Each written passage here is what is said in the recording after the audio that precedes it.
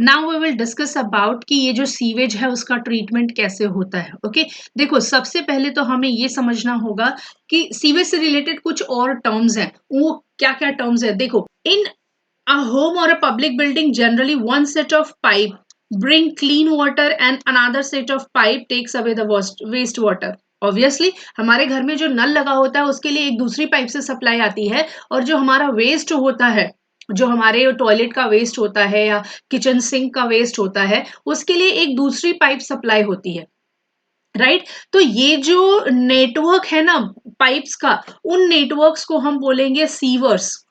Okay और जो पूरा प्रॉपर, जो छोटी छोटी पाइप्स, एक जैसे देखो क्या होता है कि छोटी छोटी पाइप जैसे आपके वॉशरूम से निकली, राइट, फिर किचन से आई, दूसरे वॉशरूम से आई, बाहर से आई, राइट, तो ये जो छोटी छोटी पाइप्स हैं इन सारे पाइप्स को बोलेंगे सीवर्स। और एक ऐसा मेन पॉइंट होता है, एक मेन जंक्शन होता है जहां पर इन सारी पाइप्स का जो सीवेज है वो इकट्ठा होता है। वो जो सिस्टम है ना, उस पूरे सिस्टम को हम बोलते हैं सीवरेज। ओके यानी कि ये पूरा सिस्टम जब एक साथ हम करेंगे तो उसे बोलेंगे सीवरेज। ओके एक तरह से आप ऐसा बोल सकते हो कि ये जो सीवर्स होते हैं या फिर जो सीवरेज होता है, जो सीवर का सिस्टम होता है, वो एक ट्रांसपोर्ट सिस्टम की तरह काम करता है, जो कि सीवेज को एक पॉइंट से कैरी करता है दूसरे पॉइंट तक। ओके दूसरे पॉइंट तक यानी कि ट्रीटमेंट प्लांट तक। ओके आपने देखा होगा आपके घरों में भी या बाहर रोड पर चलते हुए भी हमें ऐसे मैन होल्स नजर आ जाते हैं। तो ये जो मैन होल्स हैं ये क्या है? ये सीवरेज का एक पार्ट है। सीवरेज का एक पार्ट है कुछ जगहों के। जैसे अगर आपके घर में देखोगे तो ऐसे छोटे छोटे चैम्बर्स लगे होते हैं, राइट, तो वो क्या होता है? वो भी सीवर सिस्टम का पार्ट होता है, राइट। और रोड पर जो हमें ऐसे मैन होल्स नजर आते हैं ये भी सीवर सिस्टम का ही पार्ट होता है, सीवरेज का पार्ट होता है। ओके दो चार अगर आप रोड पर देख रहे हो तो ऐसा पॉसिबल है कि दो चार अलग अलग गलियां जो होंगी उनका एक जगह इकट्ठा होता होगा, फिर दूसरी गलियों का कहीं और इकट्ठा होता होगा, वापस से इन सब से एक इकट्ठा होकर के एक पाइप के थ्रू ये सारा जो सीवेज है वो ट्रीटमेंट प्लांट तक जाता होगा। ओके तो ये जो सीवरेज सॉरी मैन होल्स लगे होते हैं, इन मैन होल्स का काम क्या होता है? ये एक तरह से एज अ जंक्शन वर्क करते हैं जहां से वो जो सीवेज का पूरा पूरा वाटर है उसको उसका डायरेक्शन चेंज करने के काम आता है। यानी कि जिस डायरेक्शन में सीवेज ट्रीटमेंट प्लांट है वहां से इसका डायरेक्शन पूरे पूरे सीवर सिस्टम का चेंज हो जाता है। अब पाइप्स उस डायरेक्शन में जाती हैं और यहां से फिर उसे ट्रीटमेंट प्लांट तक रिलीज किया जाता है। ओके ना ट्रीटमेंट ऑफ पोल्यूटेड वाटर, देखो जो ट्रीटमेंट प्लांट के अंदर पूरा प्रोसेस होता है उस सीवेज वाटर को ट्रीट करने का या सीवेज वाटर को क्लीन करने का, वो पूरा प्रोसेस क्या होता है हम एक एक्टिविटी के थ्रू देखेंगे।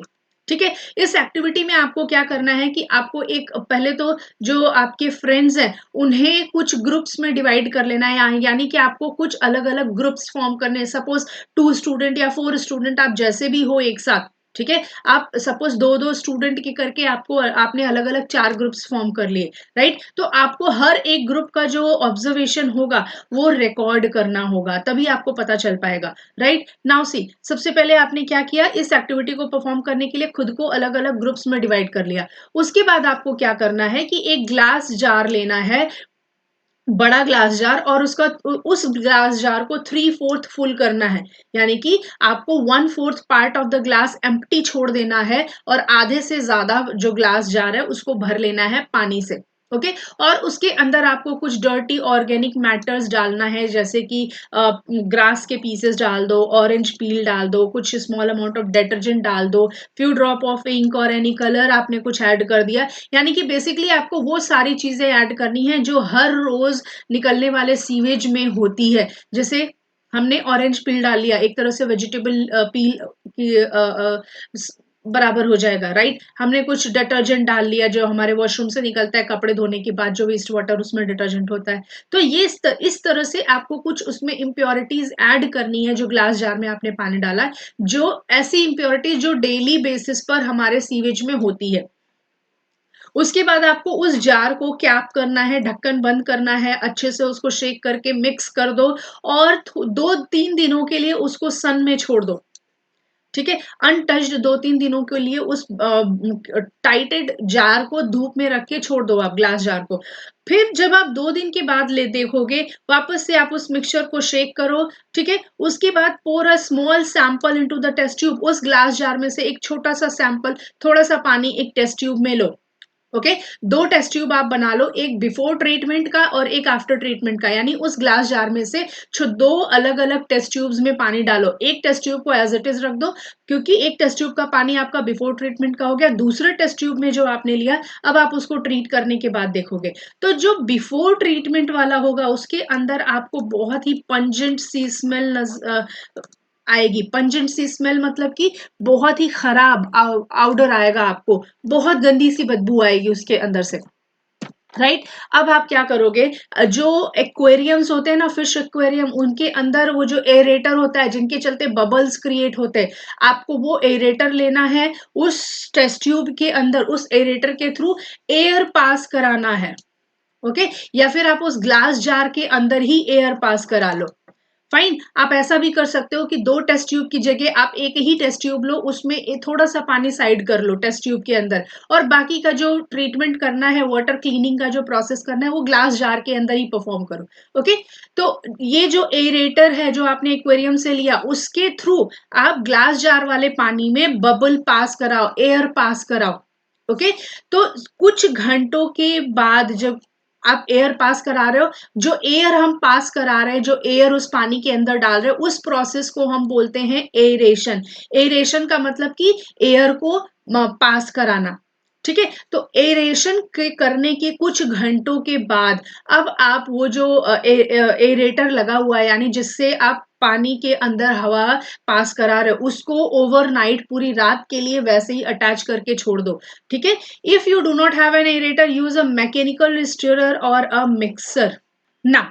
अगले दिन जब आपका वो जो एरेशन का प्रोसेस है, रात भर आपने एरेटर को, यानी वो जो मशीन है एयर पास कराने वाली, उसको ग्लास जार के अंदर ऑन करके डाल के छोड़ दिया आपने, एक पूरी रात के बाद जब नेक्स्ट डे आप देखोगे, तो आपने क्या किया, फिर वो जो एरेटेड ग्लास जार वाला वाटर है ना, उसमें से दूसरे सैंपल में दूसरे टेस्ट ट्यूब में एक सैंपल निकाला आपने, राइट?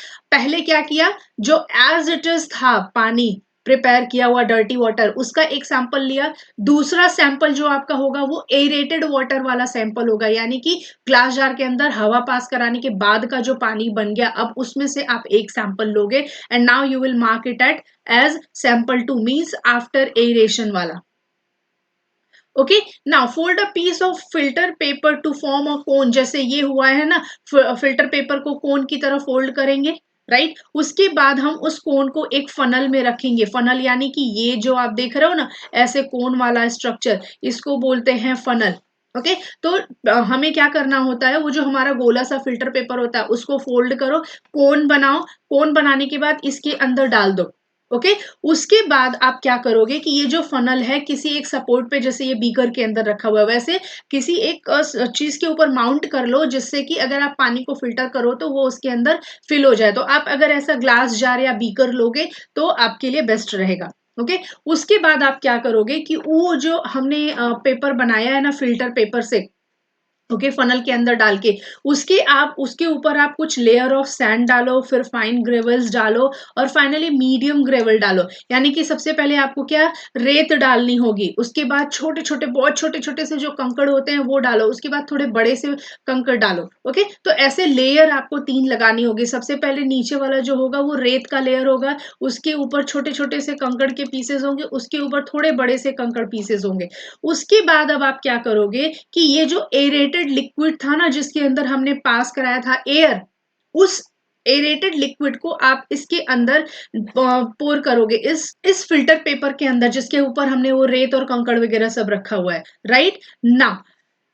अब आपको बहुत ही क्लियरली, बहुत ही कंसंट्रेशन के साथ इस प्रोसेस को करना है, सो दैट ये जो गंदा पानी है वो गिरे नहीं इस बीकर के अंदर। ओके, बहुत प्रॉपरली आपको इसे उस फनल के अंदर पोर कर देना है। ओके, फनल के अंदर इस पानी को आप डाल दोगे, फिर धीरे धीरे धीरे धीरे, थोड़ा टाइम लगेगा क्योंकि आपने इसमें रेत और कंकड़ डाले हैं, उनसे पानी छन छन के फिर ये नीचे जाएगा, फिल्टर पेपर के थ्रू छनेगा और यहाँ पर बीकर में आएगा।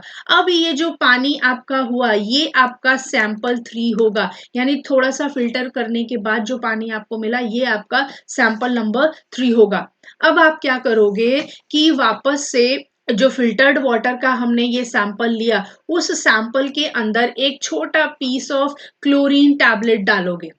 ओके, यानी कि एक टेस्ट ट्यूब में हमने ये लिया सैंपल नंबर 3 और एक और टेस्ट ट्यूब के अंदर इसी सैंपल नंबर 3 वाले पानी को लेंगे और उसमें हम क्लोरीन ऐड कर देंगे, राइट। तो बेसिकली हमारे पास 4 टेस्ट ट्यूब्स हो गए। 4 टेस्ट ट्यूब मतलब कि ये जो पहला वाला था, जो सबसे पहला टेस्ट ट्यूब था, इसमें हमारा ओरिजिनल वाला डर्टी वाटर था, राइट। ये जो टेस्ट ट्यूब नंबर 2 था, इसमें एरेटेड वाला वाटर था जिसके अंदर हमने पानी पास कराया था, राइट। और ये जो सैंपल नंबर 3 है ये फिल्टर्ड वाटर है, यानी कि जो रेत वाला फिल्टर हमने तैयार किया था ना, रेत कंकड़ फिल्टर पेपर के ऊपर डाल करके, ये वो वाला पानी है। और ये जो सैंपल नंबर 4 है, टेस्ट ट्यूब नंबर 4 है, ये क्लोरीनेटेड है, यानी कि जो ये फिल्टर्ड वाटर था उसके अंदर हमने क्लोरीन टैबलेट मिला दिया।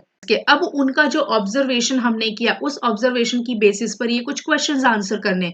क्या है question? What changes did you observe in the appearance of liquid after aeration? Aeration यानी कि जो दूसरा सैंपल था हमारा एयर पास कराने के बाद, तो उसमें हमें क्या चेंजेस नजर आए? आपको क्या चेंज नजर आएगा बिफोर जो ओरिजिनल वाला था उसमें और जो एरेशन के बाद वाला था उसमें? देखो, एरेशन के बाद वाला जो पानी था, आप उसमें अगर देखोगे तो वो थोड़ा क्लियर अपीयरेंस होगा, यानी कि पानी के अंदर का जो गंदगी था या जो मटमैला कलर था पानी का, वो थोड़ा साफ नजर आएगा आपको। ओके, यहाँ पर आप लिखोगे लिटिल क्लियर वाटर। लिटिल थोड़ा ही क्लियर है, बहुत ज्यादा नहीं क्लियर हुआ था, थोड़ा क्लियर हुआ था। जैसे अगर हम कंपेयर करेंगे सैंपल 1 से, यानी ओरिजिनल वाले सैंपल से। Okay, now did aeration change the odour? क्या एरेशन करने से जो स्मेल थी, जो बदबू थी पानी के अंदर, वो चेंज हुई? कैन यू थिंक कि क्या ये पानी के अंदर बदबू चेंज होगी एरेशन करने से?